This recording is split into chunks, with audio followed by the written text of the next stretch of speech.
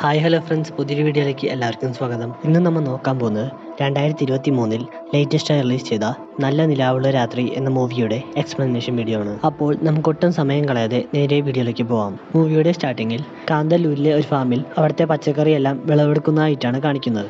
ആ സമയം ആ ഫാമിൻ്റെ പാർട്ട്നേഴ്സിൽ ഒരാളായ പോൾ വന്ന് അവിടുത്തെ ജോലിക്കാരനോട് ഇത്തവണ എത്ര ടൺ ക്യാരറ്റ് കിട്ടി എന്ന കാര്യമെല്ലാം ചോദിക്കുന്നു. എന്നാൽ കിട്ടിയ ക്യാരറ്റ് അവരുടെ ഓർഡറിനേക്കാളും കുറവാണ് എന്ന കാര്യം മനസ്സിലാക്കിയപ്പോൾ തൻ്റെ സുഹൃത്തും ഈ ഫാമിൻ്റെ പാർട്ട്ണറുമായ പീറ്ററിനെ ചെന്നറിയിക്കുന്നു. ഇതറിഞ്ഞ പീറ്റർ അവരുടെ അടുത്ത് ഓർഡർ എല്ലാം കൊടുത്ത അച്ചായനോട് വിളവെടുപ്പിൽ ക്യാരറ്റ് കുറവാണ് എന്ന കാര്യം വിളിച്ചറിയിക്കുന്നു. എന്നാൽ കുറച്ച് സമയം കഴിഞ്ഞ ഉടൻ തന്നെ അവരുടെ ബാക്കി രണ്ട് പാർട്ട്നേഴ്സ് ഒരു പിക്കപ്പിൽ കുറച്ച് ക്യാരറ്റുമായി അവിടേക്ക് വരുന്നു. ആ കൂട്ടത്തിൽ ഡൊമിനിക് എന്ന വ്യക്തി പീറ്ററോട് എന്തിനാണ് അച്ചായനോട് പ്രൊഡക്ഷൻ കുറവാണ് എന്ന കാര്യമെല്ലാം പറഞ്ഞത് എന്ന് ചോദിക്കുന്നു. എന്നാൽ പീറ്റർ അയാൾ നമ്മളോട് ഓർഗാനിക് പച്ചക്കറിയാണ് ചോദിച്ചതെന്നും അതുകൊണ്ട് നമ്മൾ ഓർഗാനിക് തന്നെ കൊടുക്കണമെന്ന കാര്യമെല്ലാം പറയുന്നു. എന്നാൽ ഇത് കേട്ട ഡൊമിനിക് സെയിൽസിന്റെ കാര്യമെല്ലാം ഞാനും ജോഷിയുമാണ് നോക്കുന്നതെന്നും നിങ്ങൾ പ്രൊഡക്ഷന്റെ കാര്യം മാത്രം നോക്കിയാൽ മതി എന്നുമെല്ലാം അവരോട് പറയുന്നു. അവിടെ കട്ട് ചെയ്ത് രാവിലെ എറണാകുളത്തുള്ള തന്റെ വീട്ടിൽ കിടന്നുറങ്ങുന്ന കുര്യനെയാണ് കാണിക്കുന്നത്. എന്നാൽ ആ സമയം കുര്യനെ അച്ചായൻ എന്ന വ്യക്തി കണ്ടിന്യൂസ് ആയി കോൾ ചെയ്യുന്നത് നമുക്ക് കാണാൻ സാധിക്കും. എന്നാൽ കുര്യൻ ആ കോളൊന്നും അറ്റൻഡ് ചെയ്യുന്നില്ല. ആ സമയം കുര്യന്റെ ഭാര്യ ചായയുമായി മുറിയിലേക്ക് കടന്നു വരുന്നു. കുര്യന്റെ ഭാര്യയുടെ പേരാണ് ഷേർലി. അവൾ അവനോട് ഇത്രയും പ്രശ്നമുണ്ടായിട്ടും നിങ്ങൾ എങ്ങനെയാണ് ഇങ്ങനെ കിടന്നുറങ്ങുന്നത് എന്ന കാര്യമെല്ലാം ചോദിക്കുന്നു. ഷേർലി എത്രയും പെട്ടെന്ന് അവൻ അച്ചായന്റെ പണയത്തിന് വെച്ച അവളുടെ പ്രോപ്പർട്ടി തിരിച്ചെടുത്തു കൊടുക്കാൻ വേണ്ടി ആവശ്യപ്പെടുന്നു. എന്നാൽ അവൻ അച്ചായൻ നല്ലൊരു വ്യക്തിയാണെന്നും അതുകൊണ്ട് തന്നെ പൈസ കൊടുക്കാൻ വേണ്ടി അല്പം വൈകിയെന്ന് വെച്ച് പ്രോപ്പർട്ടിക്കൊന്നും സംഭവിക്കില്ല എന്നുമെല്ലാം ഷേർലിയോട് പറയുന്നു. അവിടെ കട്ട് ചെയ്ത് കോഫി ഷോപ്പിൽ തന്റെ സുഹൃത്തായ രാജീവുമായി സംസാരിച്ചിരിക്കുന്ന കുര്യനെയാണ് കാണിക്കുന്നത്. കുര്യൻ അയാളോട് ഈ മാസത്തെ അച്ചായന്റെ പലിശ കൊടുത്തിട്ടില്ലെന്നും അതുകൊണ്ട് നമുക്ക് അയാളെ നാളെ നേരിട്ട് പോയി കാണാം എന്ന കാര്യമെല്ലാം പറയുന്നു. അവിടെ കട്ട് ചെയ്ത് പിറ്റേ ദിവസം രാവിലെ മരയൂരിൽ അച്ചായനെ മീറ്റ് ചെയ്യാൻ ചെല്ലുന്ന കുര്യനെയും രാജീവിനെയുമാണ് കാണിക്കുന്നത്. ആ സമയം അച്ചായൻ ഒരു ആർക്കിടെക്റ്റിന്റെ കൂടെ അയാളുടെ ഒരു പ്ലോട്ടിൽ പുതിയ ഒരു ഷോപ്പിംഗ് കോംപ്ലക്സ് പണിയുന്നതിന്റെ പ്ലാൻ എല്ലാം ചെക്ക് ചെയ്യുന്നതായിട്ടാണ് കാണിക്കുന്നത്. ആ സമയം അയാൾ ആ പ്ലാൻ കുര്യന് കാണിച്ചു കൊടുക്കുന്നു. അപ്പോഴാണ് കുര്യന് താൻ പണയം വെച്ച പ്ലോട്ടിലാണ് ഈ കൺസ്ട്രക്ഷൻസ് എല്ലാം അയാൾ നടത്താൻ പോകുന്നത് എന്ന കാര്യം മനസ്സിലാവുന്നത്. ഇത് കണ്ട് ദേഷ്യം വന്ന കുര്യൻ ഒരു മാസം കൂടി സമയമുണ്ടല്ലോ, ആ സമയത്തിനുള്ളിൽ പൈസ തന്നോളാം എന്നെല്ലാം പറഞ്ഞ് അവിടെ നിന്നും ഇറങ്ങിപ്പോരുന്നു. എന്നാൽ കുര്യൻ കാറിൽ കയറാൻ നിൽക്കുന്ന സമയം അവിടെ വെച്ച് ജോഷിയെയും ഡൊമിനിക്കിനെയും എല്ലാം മീറ്റ് ചെയ്യുന്നു. അപ്പോഴാണ് നമുക്ക് ഇവരെല്ലാം ഒരു കോളേജിലാണ് പഠിച്ചത് എന്ന കാര്യം മനസ്സിലാവുന്നത്. അവർ കുര്യനെ അവരുടെ ഫാം ഹൗസിലേക്ക് കൂട്ടിക്കൊണ്ടു പോകുന്നു. ഫാം ഹൗസിൽ എത്തിയ ശേഷം അവർ കുര്യന് ഫാം മുഴുവൻ നടന്ന് കാണിച്ചു കൊടുക്കുന്നു. അതിനിടയിലാണ് ഡൊമിനിക് ഈ ഫാം തുടങ്ങിയത് പൗളും പീറ്ററും കൂടിയാണെന്നും എന്നാൽ ഫാം നഷ്ടത്തിലായതുകൊണ്ടാണ് ഇവരും കൂടി ഈ ബിസിനസ്സിൽ ജോയിൻ ചെയ്തത് എന്ന കാര്യമെല്ലാം പറയുന്നു. അവിടെ കച്ചത് ഫാം എല്ലാം നടന്ന് കണ്ടതിനു ശേഷം എല്ലാവരും കൂടി ഡ്രിങ്ക്സ് എല്ലാം കഴിച്ചിരിക്കുന്നതാണ് കാണിക്കുന്നത്. ആ സമയം ഡൊമിനിക് ഇവരുടെ കൂടെ പഠിച്ചിരുന്ന ഇരുമ്പൻ എന്ന വ്യക്തി ഇവിടെ ഇടയ്ക്കിടയ്ക്ക് വരാറുണ്ട് എന്ന കാര്യമെല്ലാം പറയുന്നത്. എന്നാൽ കുര്യനും ഇരുമ്പനും തമ്മിൽ കോളേജിൽ പഠിക്കുമ്പോൾ എന്തോ പ്രശ്നമുണ്ടായത് കൊണ്ട് കുര്യന് ഇരുമ്പനെ പറ്റി പറഞ്ഞത് ഒട്ടും തന്നെ ഇഷ്ടപ്പെടുന്നില്ല. അവിടെ കച്ചത് അന്ന് വൈകുന്നേരം തിരിച്ച് വീട്ടിലേക്ക് പോകുന്ന രാജീവിനെയും കുര്യനെയുമാണ് കാണിക്കുന്നത്. ആ സമയം രാജീവൻ അയാളുടെ ക്ലയന്റിന് പച്ചക്കറിയെല്ലാം എക്സ്പോർട്ട് ചെയ്യുന്ന ബിസിനസ് ആണെന്നും അതുകൊണ്ട് അവർക്ക് ഇവരുടെ സപ്ലൈ കിട്ടുകയാണെങ്കിൽ വളരെയധികം ഉപകാരമാവും എന്ന കാര്യമെല്ലാം പറയുന്നു. എന്നാൽ ഇത് കേട്ട കുര്യന്റെ മനസ്സിൽ വേറെ ആശയങ്ങളെല്ലാം ഉദിക്കുന്നു.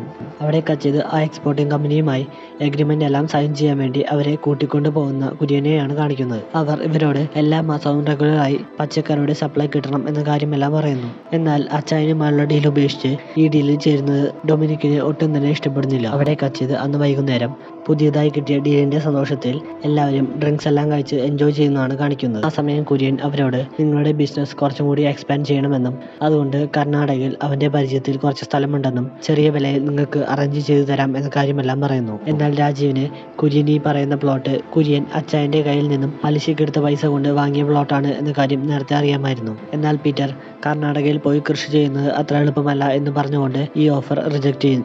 എന്നാൽ ഇത് കേട്ട് ദേഷ്യം വന്ന ഡൊമിനിക് എന്നും ചെറിയ തോതിൽ നിന്ന് പോരാ എന്നും നമുക്ക് ലാർജ് സ്കെയിൽ വളരുമെന്നുമെല്ലാം പറഞ്ഞ് ഈ ഓഫറുമായി മുന്നോട്ട് പോകാൻ വേണ്ടി തീരുമാനിക്കുന്നു. എന്നാൽ കുറച്ചു നേരം കഴിഞ്ഞ ഉടൻ തന്നെ പീറ്ററും പോളും അവിടെ നിന്നും പോകുന്നു. അവരെല്ലാവരും അവിടെ നിന്നും പോയതിനു ശേഷം ഡൊമിനിക് ജോഷിയോട് ഈ വാങ്ങാൻ പോകുന്ന പ്രോപ്പർട്ടി അവരുടെ പേരിൽ രജിസ്റ്റർ ചെയ്യണം എന്ന കാര്യമെല്ലാം പറയുന്നു.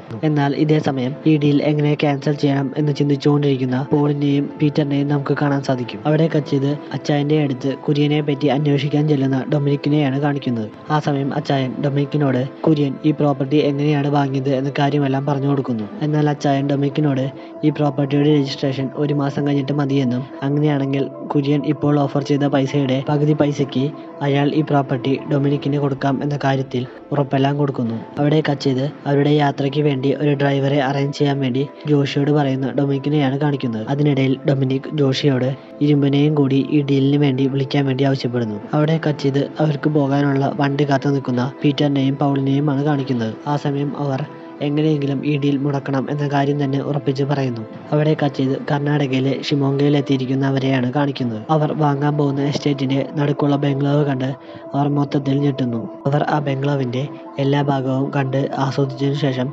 എല്ലാവരും കൂടി എൻജോയ് ചെയ്യുന്നതായിട്ടാണ് കാണിക്കുന്നത്. അവിടെ കട്ട് ചെയ്ത് അന്നു രാത്രി എല്ലാവരും ചീട്ടെല്ലാം കളിച്ചിരിക്കുന്നതായിട്ടാണ് കാണിക്കുന്നത്. എന്നാൽ ആ സമയം പുറത്ത് ജീപ്പിന്റെ എല്ലാം ശബ്ദം കേട്ട് അവർ അവിടെ ചെന്ന് നോക്കുന്നു. എന്നാൽ അപ്പോഴാണ് അവിടേക്ക് ഇരുമ്പൻ കടന്നു വരുന്നത്. ഇരുമ്പനെ കണ്ട ഉടൻ തന്നെ ജോഷിയും ഡൊമിനിക്കും കൂടി അവനെ വിളിച്ച് അകത്തേക്ക് കൂട്ടിക്കൊണ്ടു പോകുന്നു. വർഷങ്ങൾക്ക് ശേഷം പരസ്പരം കണ്ട ഇരുമ്പനും കുര്യനും കൂടി സ്നേഹത്തോടെ കെട്ടിപ്പിടിക്കുന്നു. ഇരുമ്പൻ കുര്യന് സമ്മാനം എന്നോളം അവൻ വേട്ടയാടി പിടിച്ചതാണെന്നും പറഞ്ഞുകൊണ്ട് ഒരു കാട്ടുപന്നിയെ കൊണ്ടു കൊടുക്കുന്നു. ജോഷി ഇരുമ്പനെയും കൂട്ടിക്കൊണ്ട് ആ ബംഗ്ലാവ് മുഴുവൻ കാണിച്ചു കൊടുക്കുന്നു.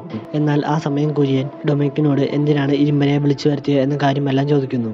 എന്നാൽ ഡൊമിനിക് താനല്ല ജോഷിയാണ് ഇരുമ്പനെ വിളിച്ചു വരുത്തിയത് എന്നെല്ലാം പറഞ്ഞ് അതിൽ നിന്നും തലയൂരുന്നു. അവിടെ കട്ട് ചെയ്ത് എല്ലാവരും കൂടി ചീട്ടെല്ലാം കളിച്ചുകൊണ്ടിരിക്കുന്നതായിട്ടാണ് കാണിക്കുന്നത്. എന്നാൽ കളിക്കിടയിൽ പോർക്ക് വെന്തോ എന്ന് ചെക്ക് ചെയ്യാൻ വേണ്ടി പോൾ പുറത്തേക്ക് പോകുന്നു. എന്നാൽ കുറെ നേരമായിട്ടും പോളിനെ പറ്റി പ്രത്യേകിച്ച് വിവരമൊന്നും കിട്ടാത്തത് കൊണ്ട് രാജേഷ് പോളിനെ അന്വേഷിച്ച് പുറത്തേക്ക് ചെല്ലുന്നു. എന്നാൽ പുറത്ത് മരിച്ചു കിടക്കുന്ന പോളിനെ കണ്ട് നിലവിളിച്ച രാജേഷിന്റെ അടുത്തേക്ക് എല്ലാവരും ഓടി വരുന്നു. ഇരുമ്പൻ അവരോട് ആരോ ഇവനെ കഴുത്തറുത്ത് കൊന്നതാണ് എന്ന കാര്യമെല്ലാം പറയുന്നു. ഇത് കണ്ട് പേടിച്ച് അവർ നേരെ ആ ബംഗ്ലാവിൽ കയറി ബംഗ്ലാവിന്റെ വാതിലുകളെല്ലാം ക്ലോസ് ചെയ്യുന്നു. അപ്പോഴാണ് കുര്യന് രാജേഷ് ബംഗ്ലാവിനകത്തില്ല എന്ന കാര്യം മനസ്സിലാവുന്നത്.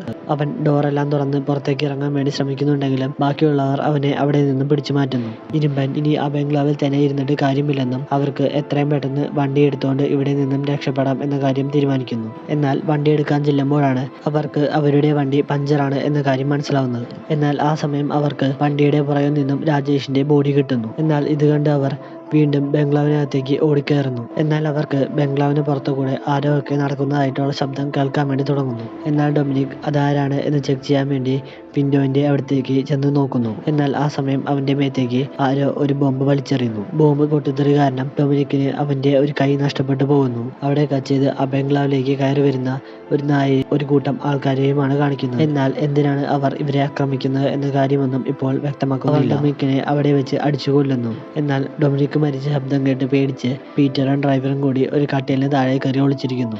അവിടെ കട്ട് ചെയ്ത് അവരുടെ കണ്ണിൽ പെടാതെ ഒളിച്ചിരിക്കുന്ന ഇരുമ്പനെയും കുര്യനെയുമാണ് കാണിക്കുന്നത്. കുര്യൻ ഇരുമ്പനോട് അവരെന്തിനാണ് ഇവരെ അറ്റാക്ക് ചെയ്യുന്നത് എന്ന കാര്യമെല്ലാം ചോദിക്കുന്നു. അപ്പോഴാണ് ഇരുമ്പൻ ഒരു ഫ്ലാഷ് ബാക്ക് സ്റ്റോറിയെല്ലാം റിവീൽ ചെയ്യുന്നത്. ഇരുമ്പൻ ഇവർക്ക് കൊണ്ടുകൊടുത്ത കാട്ടുപന്നി സത്യത്തിൽ ഇരുമ്പൻ വേട്ടയാടി പിടിച്ചതൊന്നും ആയിരുന്നില്ല. ഇരുമ്പൻ തന്റെ വണ്ടിക്ക് മുമ്പിൽ വന്നു വീണ കാട്ടുപന്നിയെ ആളുടെ വണ്ടിയിൽ കയറ്റി വയ്ക്കുക മാത്രമാണ് ചെയ്തിട്ടുണ്ടായിരുന്നത്. എന്നാൽ ഇത് കണ്ട് ദേഷ്യം വന്ന ആ പന്നിയെ ശരിക്കും വേട്ടയാടി കൊണ്ടുവന്ന വ്യക്തി ഇരുമ്പനോട് പന്നിയെ തിരിച്ചു തരാൻ വേണ്ടി ആവശ്യപ്പെടുന്നു. എന്നാൽ ഇരുമ്പൻ അവന്റെ കയ്യിലുണ്ടായിരുന്ന തോക്കെടുത്ത് ആ വ്യക്തിയെ വെടിവെച്ച് കൊല്ലുന്നു. ആ ദേഷ്യത്തിലാണ് ആ വ്യക്തിയുടെ ആൾക്കാർ ഇവരെ കൊല്ലാൻ വേണ്ടി ശ്രമിക്കുന്നത് എന്ന കാര്യമെല്ലാം ഇരുമ്പൻ കുര്യനോട് പറയുന്നു.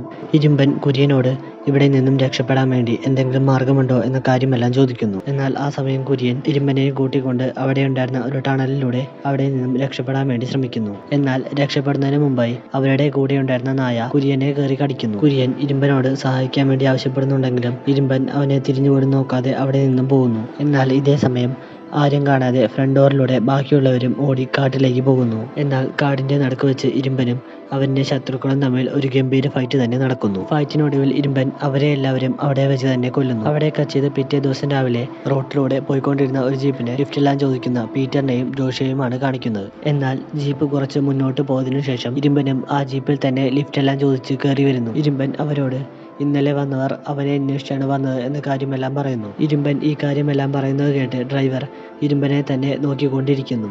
ആ സമയം ആ ജീപ്പിന്റെ മുമ്പിൽ തൂക്കിയിട്ടിരിക്കുന്ന ലോക്കറ്റ് കണ്ട് അവരുടെ കൂടെ വന്ന ഡ്രൈവർക്ക് ആ ലോക്കറ്റ് ഇന്നലെ തന്നെ ആക്രമിക്കാൻ വന്ന ആൾക്കാരുടേതാണെന്ന് മനസ്സിലാവുന്നു. കുറച്ചു ദൂരം പോയതിനു ശേഷം അയാൾ ജീപ്പ് റോഡിന് നടുക്ക് വെച്ച് തന്നെ നിർത്തുന്നു. അതിനുശേഷം അയാൾ തന്റെ കയ്യിലുള്ള തോക്കെടുക്കുന്നതും കാണിച്ചുകൊണ്ട് ഈ മൂവി ഇവിടെ വെച്ച് അവസാനിക്കുന്നു. ഈ വീഡിയോ നിങ്ങൾക്ക് എല്ലാവർക്കും ഇഷ്ടപ്പെട്ടു എന്ന് വിചാരിക്കുന്നു. വീഡിയോ ഇഷ്ടമായാൽ ചാനൽ മറക്കാതെ സബ്സ്ക്രൈബ് ചെയ്യുക. Thank you for watching.